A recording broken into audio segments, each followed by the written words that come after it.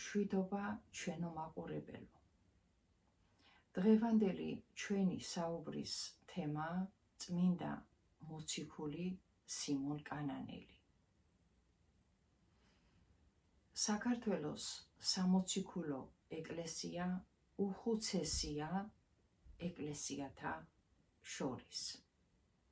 უხუცესია იმიტომ, რომ იესო ქრისტე ნაზარეველის ჩვენი უფლის ამაღლების სულ რამოდენიმე წლის შემდეგ დაარსდა. სამოციქულოა იმიტომ, რომ თავად მოციქულის დაარსებულია. იესო ქრისტეს ამაღლების შემდეგ მოციქულებმა ყარეს კენჭი ვინ რომელ ქვეყანაში წასულიყო საქადაგებლად. კენჭის ყრაში მონაწილეობის მიღება ითხოვა ჩვენმა მარადის ქალწულმა დედა ღვთისმშობელმა მარიამმა, რომელსაც წილად ერგო საქართველოში ქადაგება. ის ვეღარ მოდის საქართველოში საქადაგებლად და თავისი კურთხევით აგზავნის ანდრია პირველწოდებულს. ანდრია საქართველოში სამგზის შემოდის. მესამე შემოსვლაზე მას შემოჰყვა მოციქული სიმონ კანანელი და მატათა. უნდა დავძინო აქვე, რომ საქართველოში სხვა მოციქულებიც არიან შემოსულები, ესენი არიან ბართლომე, თადეოსი და პეტრე. ჩვენ კი დღეს ვსაუბრობთ მოციქული სიმონ კანანელის ღვაწლზე. სიმონ კანანელი არის კანადან. სახელიც იქიდან შეერქვა. იგი არის დამწიდვნელი წმინდა იოსების ძე, რომელმაც აღზარდა ჩვენი უფალი იესო ქრისტე. სიმონი და იესო იზრდებოდნენ ერთად. სიმონს, როდესაც მოუვიდა დაოჯახების დრო და ოჯახმა დააქორწილა, ამ ღონისძიებაზე, სუფრაზე დააკლდა ღვინო.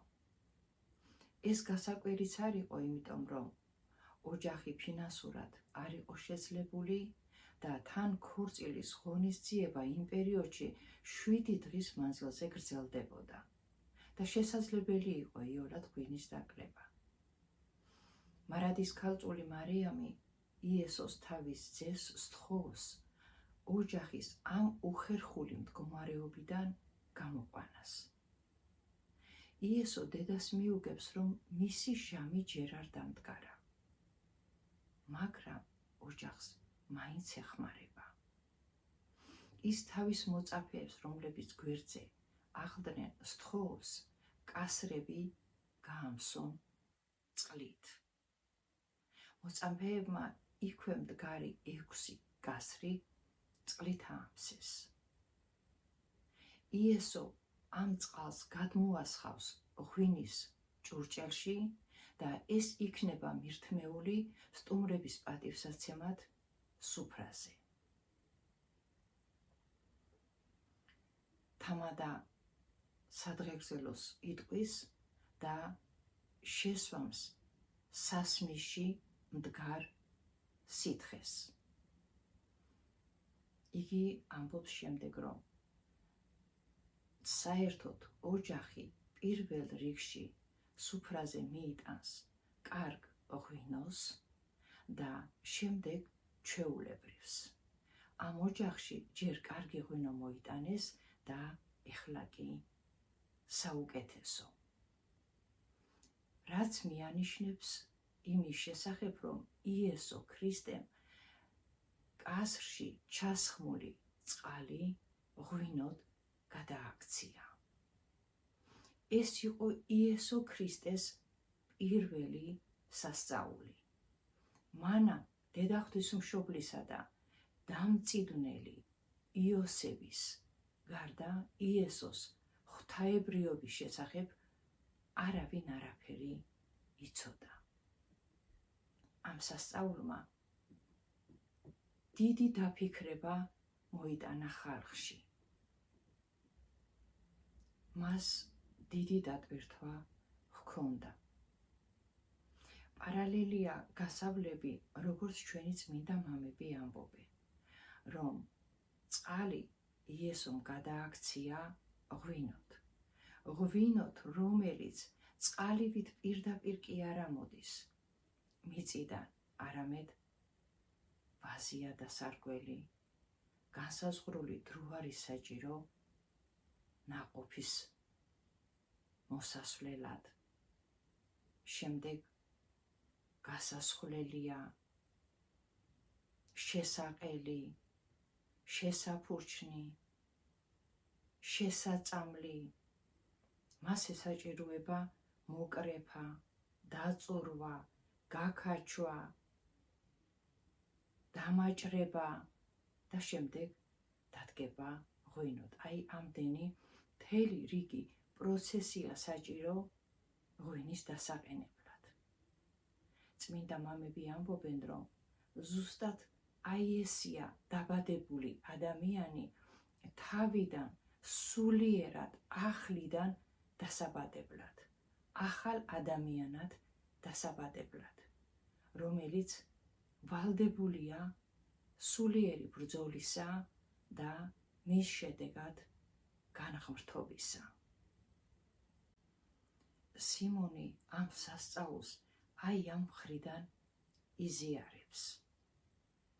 იგი მიიღებს იესოს ზებუნებრივად, აი ისე იმ ჟამისთვის მას აღქმა როგორც შეეძლო. ამ სასწაულმა ისე იმოქმედა სიმონზე, რომ იგი ტოვებს თავის ოჯახს, ახლად შერთულ მეუღლეს, მშობლებს და მისდევს იესოს. მისდევს იესოს როგორც მოწაფე უფალს. ამის შემდეგ ანდრია მესამედ როდესაც შემოდის საქართველოში, შემოჰყვება მას, როგორც თავში ვთქვით, სიმონი და მატათა. ისინი ერთად შევლენ აფხაზეთში. ანდრია მიდის ჯიქეთს, ქვეყანასა ჯიქეთს და სიმონი აფხაზეთში რჩება ხეობაში. სიმონი ამ ხეობაში ჩადის თოკით. ეს ის პერიოდია, როდესაც რომის გარნიზონი იდგა საქართველოში. მიუხედავად ჩვენი ცუდი ურთიერთობისა, არასახარბიელი ურთიერთობისა, ისინი მაინც მისიონერებდნენ საქართველოში. რომის იმპერიის მესვეურები სასტიკად უსწორდებიან ხალხს, რომელიც ჭეშმარიტ ღმერთზე საუბრობს. სიმონ კანანელს იქ მოუწია ორმაგი შრომა. ერთი დიპლომატიური მიდგომა რომაელებთან და მეორე ქადაგება ისეთ წარმართ ხალხში, რომლებიც კერპთაყვანისმცემლობას მისდევდნენ და კერპს სწირავდნენ არა მარტო ცხოველს, არამედ ჩვილ ბავშვებსაც. სიმონს რომაელები არ პატიობენ ხალხის გაქრისტიანებას, ხალხში ქრისტიანული წესჩვეულების დამყარებას, ახალი კულტურის შეტანას. სიმონ კანანელს რომაელები ქვებით ჩაქოლავენ. იგი დაკრძალეს ნიკოფსიაში, ქართლის ცხოვრების თანახმად. საქართველოში გარდაიცვალა ასევე წმინდა მოციქული მატათა, რომელიც დაკრძალულია გონიოში.